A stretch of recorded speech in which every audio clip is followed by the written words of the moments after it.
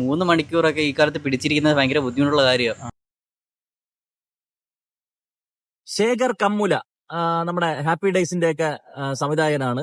അദ്ദേഹം തെലുങ്കിലും തമിഴിലുമായിട്ട് ചെയ്തിരിക്കുന്ന സിനിമയാണ് കുബേര.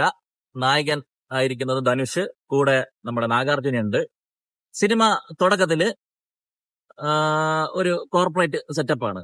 ഒരു സാധാരണക്കാരനും കോർപ്പറേറ്റ് വില്ലനും തമ്മിലുള്ള ഒരു സംഭവം വെച്ചിട്ട് ഒരുപാട് സിനിമകൾ വന്നിട്ടുണ്ടല്ലോ. ആ കൂട്ടത്തിൽ ചേർക്കാൻ പറ്റിയ ഒരു സിനിമ. ഇതിലൊരു വ്യത്യാസം എന്ന് പറഞ്ഞാൽ ഈ സാധാരണക്കാരൻ എന്ന് പറയുന്നത് ഒരു പിച്ചക്കാരനാണ്. അപ്പൊ ഈ പടത്തിന്റെ തുടക്കത്തില് ഒരു ഒരു ഡീല്, വലിയൊരു ഡീല്, കോടിക്കണക്കിന് രൂപ ഡീലും കുറച്ച് കാര്യങ്ങളൊക്കെ മിനിസ്ട്രി ആയിട്ടൊക്കെ വെച്ചിട്ടൊക്കെ കാണിക്കുന്നുണ്ട്. അതൊക്കെ അത്യാവശ്യം കൺവിൻസിങ് ആയിരുന്നു. അതിന്റെ ലോജിക്കിന്റെ കാര്യം നോക്കണ്ട, പക്ഷെ കൺവിൻസിങ് ആണ്. സാധാരണ ഒരു കോർപ്പറേറ്റ് സിനിമയിലൊക്കെ ഇങ്ങനെ വരുമ്പോഴേ എന്തിനാണ് ഇവന്മാർ ഡീൽ കൊടുക്കണമെന്ന് കുറെ മറ്റേ അത് കൺസൈൻമെന്റ് തങ്ങന്നൊക്കെ പറഞ്ഞിട്ട് നമ്മൾ ഇട്ട് കുഴപ്പിക്കുന്ന സമയത്ത് ഇത് എന്തിനാണെന്നുള്ളതിന്റെ ഒരു ക്ലിയർ പിക്ചർ തന്നിട്ടുണ്ടായിരുന്നു. നാഗാർജുന വരുന്നു. നാഗാർജുനയ്ക്ക് ഒരു നേർമയായിട്ടുള്ള ഒരു CBI ഓഫീസർ, പക്ഷെ ഈ അഴിമതിക്കാര് കാരണം അയാൾ ജയിലിലാവേണ്ടി വരുന്നു.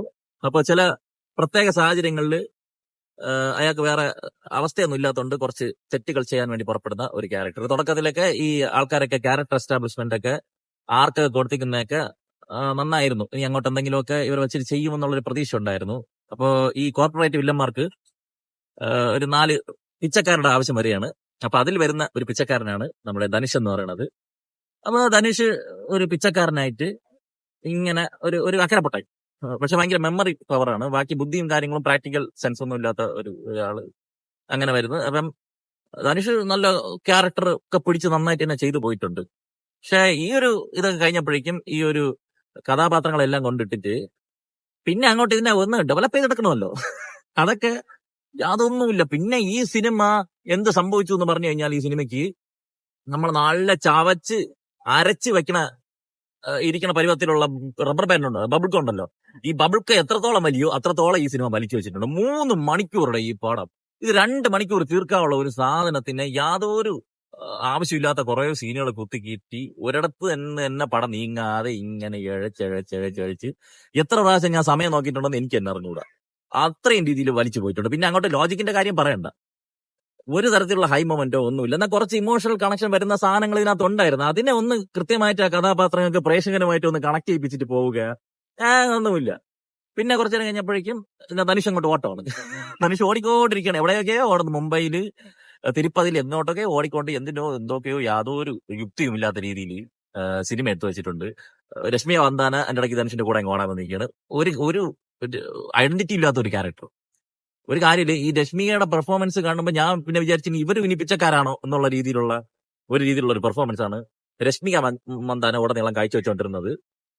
അങ്ങനെ ഫസ്റ്റ് ഹാഫ് 1.5 മണിക്കൂർ കഴിഞ്ഞപ്പോഴേക്കും ഫസ്റ്റ് ഹാഫ് തീർന്നു. ഇനി സെക്കൻഡ് ഹാഫിലെങ്കിൽ എന്തെങ്കിലും കാണുമോ നോക്കുമ്പോഴേക്കും മുട്ടൻ കോമഡി ആയിട്ടുള്ള സീനുകളൊക്കെയാണ് പിന്നെ അങ്ങോട്ട് ചെയ്തു വെച്ചിരുന്നത്. യുക്തി എന്ന് പറയുന്ന സാധനം യാതൊരു ഇതുമില്ല. നാഗാർജുനയുടെ ക്യാരക്ടറൊക്കെ കൊണ്ടുവന്നിട്ട് എന്തെങ്കിലും കാണിക്കുമെന്ന് വിചാരിച്ചിട്ട് ഒന്നുമില്ലാത്ത വേറെ ഒരു കോമഡി പീസ് ക്യാരക്ടറാക്കി പോയി.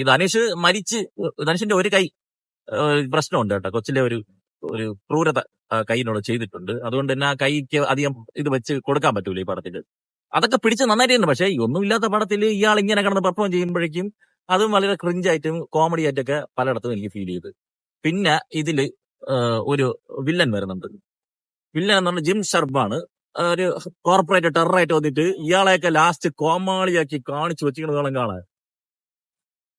ഇത് സ്ക്രിപ്റ്റ് എഴുതി വന്നവർക്ക് ഈ പിച്ചക്കാരനാരാണ്, കോർപ്പറേറ്റ് ആരാണ്, ഇയാളുടെ മോട്ടീവ് എന്തെന്നൊക്കെ ഇവർ മറന്നുപോയാണെന്ന് എനിക്ക് സംശയമുണ്ട് കേട്ടോ. ആ രീതിയിലൊക്കെയാണ് ഇതിന്റെ സ്ക്രിപ്റ്റ് എഴുതി വെച്ചിരിക്കുന്നത്. അതും ഈ വലിച്ചിലും ഈ ഉഴച്ചിലും കാരണം 3 മണിക്കൂറായപ്പോഴേക്കും ഒരു 2.5 മണിക്കൂറായപ്പോഴേക്കും ഒന്ന് തീർക്കാൻ പറ്റുമെങ്കിൽ തീർക്കടാ എന്ന് നമ്മുടെ മനസ്സിൽ ആഗ്രഹിച്ചു പോകുന്ന രീതിയിൽ ചെയ്തു വെച്ചിരിക്കുന്ന ഒരു സിനിമയായിട്ടാണ് കുബേര എനിക്ക് അനുഭവപ്പെട്ടത്. ഈ പടത്തിൽ പിന്നെ സുനൈനാണ് നമ്മുടെ നാഗരുടെ ഭാര്യയായിട്ട് വന്നിട്ടുള്ള. കാര്യമായിട്ടൊന്നും ചെയ്യാനൊന്നുമില്ല. പിന്നെ സയ്യാജി ഷിൻഡെ, ആ പുള്ളിക്കാരൻ വന്ന കുറച്ച് സീനുകളൊക്കെ നന്നായിട്ടുണ്ടായിരുന്നു. ഹരീഷ് പേരടി ഉണ്ട്. ഹരീഷ് പേരടി ടിപ്പിക്കൽ ഇതുപോലെ ഈ കോർപ്പറേറ്റ് മാഫിയൊക്കെ വരുന്ന സമയത്ത് മന്ത്രിയായിട്ടോ എന്തെങ്കിലുമായിട്ടോ ഒരു കൊണസ്റ്റ് കഥാപാത്രം വരുമല്ലോ, അത് സെയിം കഥാപാത്രം തന്നെ തമിഴ്നാട്ടിൽ പോയി ചെയ്തിട്ടുണ്ട്. പിന്നെ തലിബ് താഹിൽ, അതായത് കൃഷിയിലൊക്കെ വില്ലൻ, ഒരു കാര്യമില്ലാത്ത ഒരു ക്യാരക്ടർ ചെയ്തിട്ട് പോയിട്ടുണ്ട്. ഇതിന്റെ മ്യൂസിക് ചെയ്തിരിക്കുന്നത് ദേവിശ്രീ പ്രസാദ് ആണ്. മ്യൂസിക് ഒക്കെ കൊള്ളാമെന്ന് തോന്നി. പക്ഷെ സിനിമയ്ക്കകത്ത് മൊമെന്റം ഒന്നും ഇല്ലാത്തത് കൊണ്ട് എന്തിനോ വേണ്ടി ഇതൊക്കെ പോകുന്നുണ്ട്. ഇടയ്ക്ക് ഒരു സെന്റിമെന്റ്സ് ട്രാക്ക് പോകുന്നുണ്ട്. അത് അത്യാവശ്യം കൊള്ളായിരുന്നു. അതിൽ തന്നെ ഒരു ഖുഷ്ബു എന്നൊരു ക്യാരക്ടർ, അതിനൊക്കെ കൊണ്ടുവന്ന ഒരു അല്പം ഇമോഷണൽ കണക്ഷൻ അവരടുത്ത് തോന്നിയതായിരുന്നു. അതിനെ മലോഡ്രാമയാക്കിയിട്ട് ഒന്ന് ഇന്ന് എന്ത് പറയാ ഞാൻ അതും ഞാൻ PVR കൃപ എന്നാണ് ഈ സിനിമ കാണുന്നത്. പടത്തിന്റെ സെൻസർ സർട്ടിഫിക്കറ്റിന്റെ അവിടെ മുതൽ തന്നെ കഥാപാത്രങ്ങൾ അങ്ങോട്ടും ഇങ്ങോട്ടും സംസാരിക്കണം. എന്റെ സബ് ടൈറ്റിൽ താഴെ കാണിക്കുന്നത് സിനിമയ്ക്കൊപ്പം പോകാനല്ല, സിനിമയേക്കാൾ മുന്നേ സഞ്ചരിക്കാൻ എനിക്ക് ഇഷ്ടമെന്ന് പറഞ്ഞുകൊണ്ട് സബ് ടൈറ്റിൽ ഒരു വഴിക്ക് പോകും. അതായത് ഒരു അരമണിക്കൂറെങ്കിലും നേരത്തെ കാണും സിനിമയെക്കാളും. ഇപ്പൊ നമ്മൾ അറിയാതെങ്കിൽ ഈ താഴെ ഒരു അക്ഷരം ഇങ്ങനെ പറഞ്ഞ സമയത്ത് എന്തിനാണ് നോക്കുമല്ലോ. അപ്പൊ പടത്തിന്റെ അടുത്ത സീനുകളൊക്കെ ഇവരിങ്ങനെ സംസാരിക്കുന്നു എന്നുള്ളത് നമുക്ക് തന്നെ. പിന്നെ സെക്കൻഡ് ഹാഫ് ആയപ്പോൾ അവർ ക്ലിയർ ചെയ്തിട്ടുണ്ട്.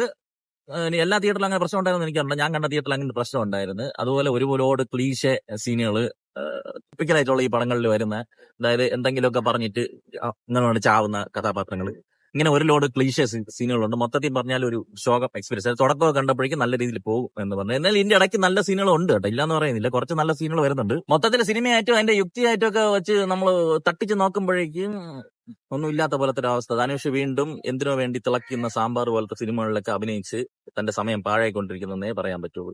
പിന്നെ നാഗാർജുനന്റെ കാര്യം പറയാനൊന്നുമില്ല.